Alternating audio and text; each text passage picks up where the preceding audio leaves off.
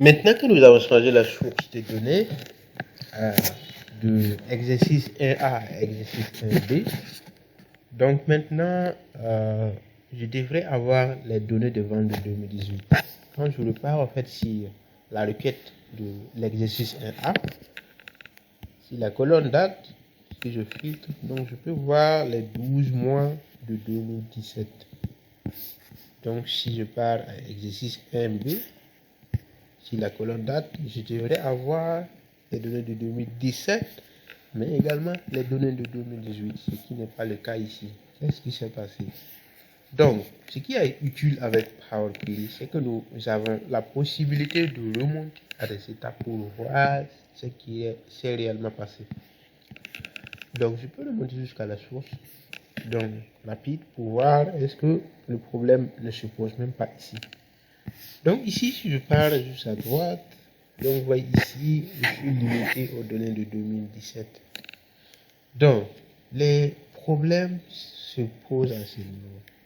Et nous allons voir en fait au niveau, parce que ici, nous n'avons pas la possibilité de modifier quoi que ce soit.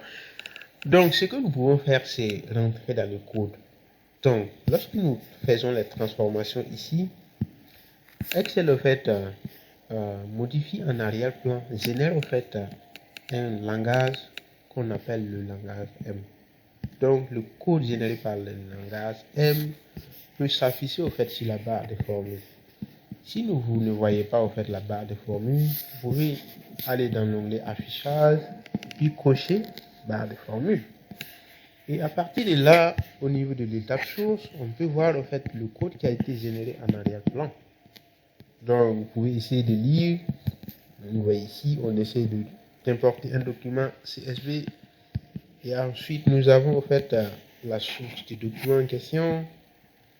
Ensuite, nous avons le délimiteur, virgule ici. Et ensuite, nous avons le nombre de colonnes qui a été importé. Ici, nous avons 19. Donc, à la base, ce n'est pas un problème, puisque l'exercice 1 a en fait comporté effectivement les 19 colonnes. Mais lorsque nous avons changé la source, le code ne s'est pas modifié. Et c'est ça qui cause le problème. Donc ça veut dire que nous devons supprimer cette partie pour garantir la pérennité. Donc pour ne pas être limité au fait toujours aux 19 colonnes.